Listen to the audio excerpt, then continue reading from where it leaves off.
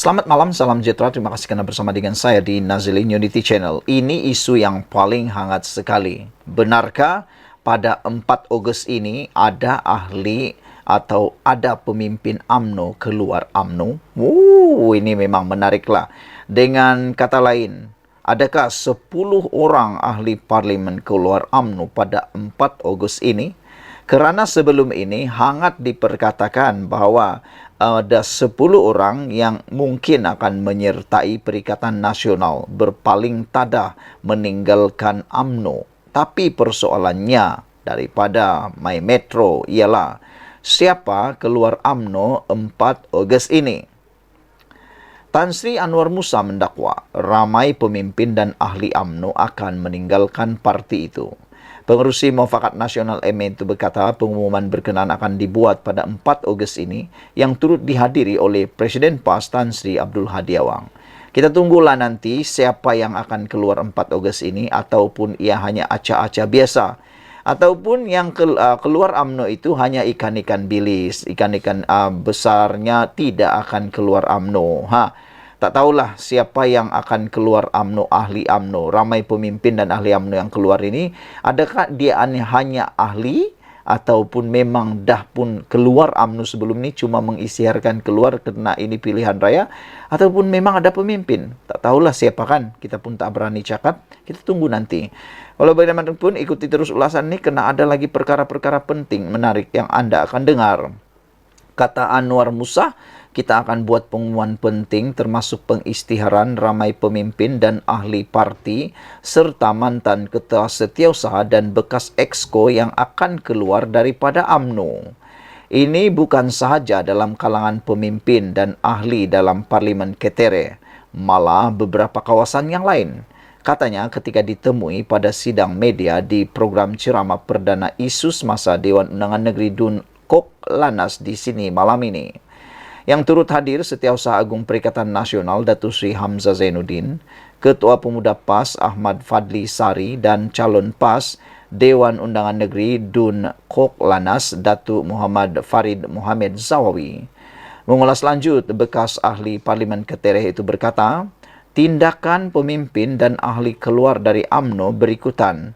Rakyat sudah tidak yakin dengan perjuangan parti itu. Saudara-saudara sekalian, pendedahan yang amat menarik ini memang betul-betul menarik perhatian kita semua. Menjadi persoalan sekarang ialah siapakah pemimpin UMNO yang keluar UMNO pada 4 Ogos ini? Dan benarkah, betulkah mereka akan keluar UMNO? Dan lebih besar lagi pertanyaan di sini ialah, benarkah daripada pemimpin-pemimpin itu ada ahli parlimen yang akan meninggalkan UMNO? Harus diingat, apabila ahli parlimen meninggalkan satu-satu parti pada waktu ini, mereka terikat dengan undang-undang anti lopat parti. Apabila ahli parlimen itu meninggalkan sesuatu parti secara bersendirian, secara otomatiknya ahli parlimen itu diisytiharkan sebagai letak jawatan dan kerusi yang mereka tandingi akan menjadi kosong. Dengan itu, terpaksalah dibuat pilihan raya untuk kawasan tersebut. Tapi yang menjadi persoalan ialah sejauh mana mereka sanggup meninggalkan kerusi mereka yang telah dimenangi dan sanggupkah mereka mengambil risiko meninggalkan parti itu. Kerana jangan-jangan nanti para pengikut mereka akan menggelar pula mereka sebagai pengkhianat. Dan sudah ada rekod duluan sebelum ini, ramai pengkhianat yang telah meninggalkan parti asal mereka, termasuklah daripada parti PKR, telah pun dihukum. Telah pun dihukum dalam pilihan raya PRU baru-baru ini. Sehingga mereka kalah. Kalah teruk sehingga kalah dan tak menang pula. Ada buktinya, anda tahu siapa orangnya yang daripada PKR, meninggalkan PKR, menyertai parti lain, akhirnya kalah dalam pilihan raya. Jadi jangan-jangan perkara itu boleh menghalang ahli-ahli parlimen daripada UMNO, kalaupun ada, kalau betul ada, untuk lompat parti. Kerana mereka sudah lihat tindakan mengkhianati parti, meninggalkan parti, boleh menyebabkan musibah yang sangat besar terhadap diri dan kerjaya politik mereka. Sekian dulu untuk kali ini. Jangan lupa tinggalkan komen Anda, tekan butang subscribe. Kita jumpa lagi. Bye-bye. Selamat petang, salam sejahtera. Terima kasih karena bersama dengan saya di Nazilin Unity Channel. Yang ini pendedahan paling menarik sekali. Apabila Sanusi buat pengakuan yang kita tidak jangka-jangkakan berkaitan dengan curi unsur nadir bumi. Dipetik daripada Malaysia Kini.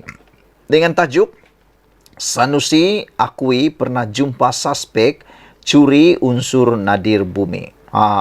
Netizen mula bertanya, Sanusi dah mula buat U-turn ke, kata mereka. Tak tahulah apakah itu U-turn atau tidak, terpulanglah pada mereka.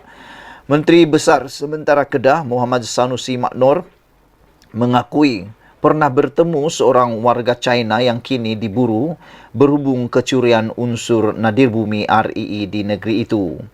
Bagaimanapun, Sanusi berkata urusan warga China itu adalah dengan pejabat tanah dan galian Kedah serta Menteri Besar Incorporated MBI milik kerajaan negeri yang mana tidak melibatkan dirinya.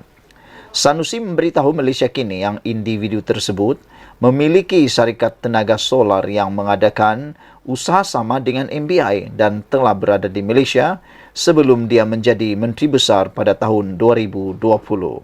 Saya tak ingat berapa kali jumpa dengan individu itu. Yang saya ingat, jumpa di pejabat sekali dan rumah terbuka hari raya sekali, katanya ketika dihubungi. Walau bagaimanapun, kata Sanusi, mereka tidak boleh berkomunikasi memandangkan warga China itu tidak berbahasa Inggeris dan Melayu. Jumpa pun tak boleh cakap apa sebab dia tak tahu bahasa Inggeris. Dia sudah ada di negara ini sebelum saya jadi Menteri Besar lagi. Saya tak tahu sejak bila, kata Sanusi. Malaysia Kini tidak mendedahkan nama suspek kes jenayah selagi dia belum dituduh di mahkamah. Sanusi berkata demikian ketika menjawab soalan berhubung sidang media Menteri Dalam Negeri Saifuddin Nasution Ismail di Alosta, di mana dia mendedahkan gambar Sanusi bersama-sama dengan suspek. Saifuddin berkata, tidak salah untuk Sanusi bergambar dengan individu tersebut, namun tidak seharusnya menafikan yang dia mengenalinya. Terang ada surat dari Menteri Besar dan CEO MBI dengan nama dua warga China yang saya bangkitkan berkali-kali. Menteri Besar harus bertanggungjawab menjawab soalan yang dibangkitkan, kata beliau. Sanusi kata suspek bawa penterjemah. Bagaimanapun, dalam ucapan di Kuala Kedah hari ini, Sanusi berkata, dalam pertemuan dengan suspek, individu itu ada membawa penterjemah bersama-samanya. Dialah cerita kad saya pasal dah bagi kad MBI RM 5 juta sebelum ini, dia dah habis RM 30 juta. Dia dah buat macam-macam persiapan dan dah ada perjanjian MBI sebelum saya masuk ofis, kata beliau. Bila saya jadi Menteri Besar, jadi saya kata teruskan saja. Buatlah apa yang nak buat, tapi make sure pastikan ikut undang-undang, kata beliau dipetik Berita Harian. Pemimpin PAS itu turut mendakwa dia hanya sedar Saifuddin merujuk individu tersebut selepas melihat gambar yang didedahkannya. Sementara itu, Sanusi turut mempersoalkan tindakan Saifuddin yang memberi tumpuan terhadap kes di Kedah di saat adanya perlombongan haram REE di seluruh negara. Katanya, ia berdasarkan kenyataan Kementerian Sumber Asli, Alam Sekitar dan Perubahan Iklim dalam mesyuarat Majlis Mineral Negara bahawa ada 60 lombong haram REE. Pasal apa Pudin etek serang Kedah je, kata beliau. Dan kenapa etek masa pilihan raya dan pasal apa tak etek sebelum ini atau selepas pilihan raya? Pasal hang nak main politik, nak ambil kesempatan isu REE, nak burukan orang, kata Sanusi. Dia tak elok, hati tak murni. Pi cari lagi 59 lombong tu. Ada di Negeri Sembilan, Pahang, Perak. Awak tak pi siasat. Pasal apa mai ke Kedah je, kata beliau. Pasal hang nak bunuh Sanusi. Nusi ni nyawa lihat bos, dia payah mati, katanya seperti dipetik. Setiausaha Agung PKR itu dalam ceramahnya di Kedah Sempena PRN kali ini telah membangkitkan dakwaan mengaitkan Sanusi dengan kes REE di hutan simpan Bukit Enggang, Sik, Kedah. Sanusi menafikan dakwaan yang dibuat dan mengancam untuk memfailkan saman, namun Saifuddin mempertahankan dakwaannya dan terus membuat pendedahan berkenaan isu tersebut. Individu yang dinamakan Saifuddin dalam sidang medianya adalah milik salah seorang daripada dua warga China yang sering disebut dalam ceramahnya yang didakwa diambil kerja oleh MBI untuk kerja penerokan RII. Seorang warga China dikatakan telah ditangkap ketika menceroboh hutan simpan bersama 380 beg biji nadir bumi, manakala seorang lagi yang dibangkitkan Saifuddin hari ini dilaporkan menghilangkan diri. Sementara itu, Saifuddin berkata, selaku ahli lembaga penasihat MBI, Sanusi tidak sepatutnya mencuci tangan daripada hal ehwal syarikat itu dan menyabitkan kelemahan syarikat itu kepada CEO Muhammad Sobri Osman. Dia juga menyangkal dakwaan Sobri bahawa dua individu tersebut bukan bekerja di bawah MBI. Dia mendedahkan apa yang didakwa sebagai surat daripada Sobri kepada Hamzah Zainuddin ketika menjadi Menteri Dalam Negeri bagi mendapatkan pas pekerja dan kelulusan daripada Jabatan Immigration.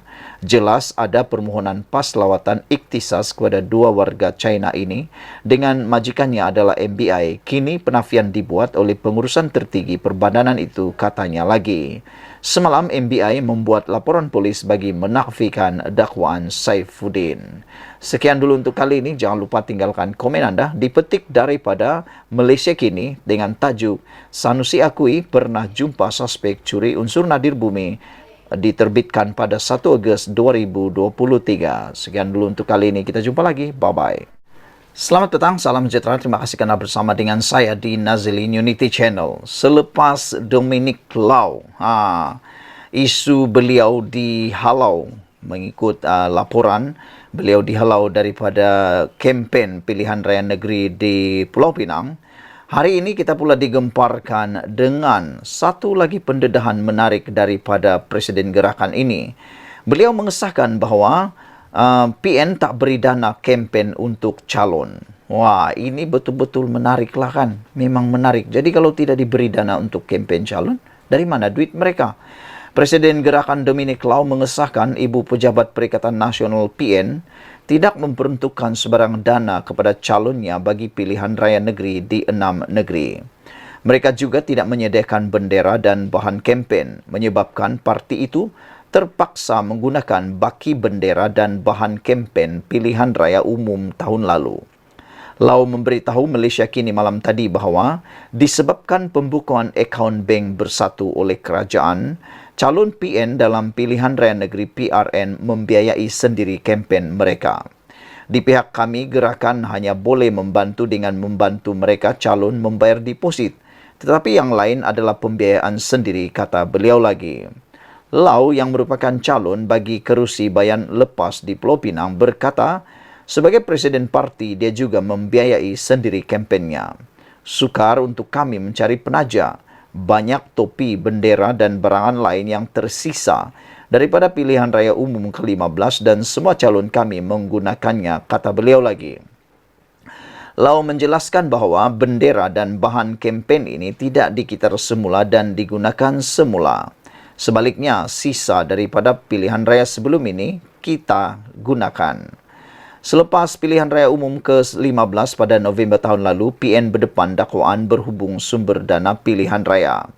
Suruhanjaya Pencegahan Rasuah Malaysia SPRM kemudian melancarkan siasatan dan membekukan akaun bersatu pada Januari tahun ini, diikuti dengan menutup akaun itu pada 11 April lalu. Sabtu lalu, 29 Julai, Pengerusi Perikatan Nasional PN Muhyiddin Yassin berkata, memandangkan pihak berkuasa telah membekukan akaun mereka, pembangkang tidak perlu mempersoalkan dana kempen PN kerana kebanyakannya daripada dana atau derma orang ramai. Saudara-saudara sekalian, selepas daripada perkara yang hangat sekarang ini tentang dana kempen untuk calon PN, apa yang menarik ialah apabila seorang pemimpin daripada UMNO, Barisan Nasional, iaitu Nur Jazlan, mengatakan itu ialah kifara kerana menganiaya UMNO. Apa tu kifara? Menurut beliau, semua perbuatan bersatu adalah satu kifara dan hukum karma kepada Muhyiddin dan parti berkenaan yang menganiaya UMNO, kata beliau. Beliau merujuk kepada satu perkara, yaitu calon PN hadapi masalah dana, itu adalah kifarah kerana niaya UMNO, kata beliau. Dan beliau kata UMNO pernah merasakan perkara tersebut, dan kini kata beliau ini adalah masanya untuk parti bersatu dan PAS merasakan pula macam mana pedih serta sakitnya bila kena batang tubuh sendiri. Biarlah Muhyiddin cari cara lain untuk perkudakan PAS sepanjang PRN ini, kata Nur Jazlan lagi. Beliau juga mengatakan bersatu pun bukannya ada jentera kempen. Semuanya mereka harapkan jentera PAS untuk buat kerja kempen calon PN, terutamanya calon bersatu, kata beliau. Mungkin ini merujuk kepada jentera kempen yang mana sebenarnya UMNO adalah jentera kempen daripada Muhyiddin ialah sebenarnya datang daripada asalnya akar umbi UMNO dan Barisan Nasional, kerana Muhyiddin berasal daripada Barisan Nasional UMNO. Jadi adakah jentera-jentera beliau itu telah pun kembali semula ke pangkuan UMNO, sehingga Nur Jazlan mengatakan bahawa bersatu pun bukan ada jentera kempen, semuanya hanya mengharapkan jentera PAS.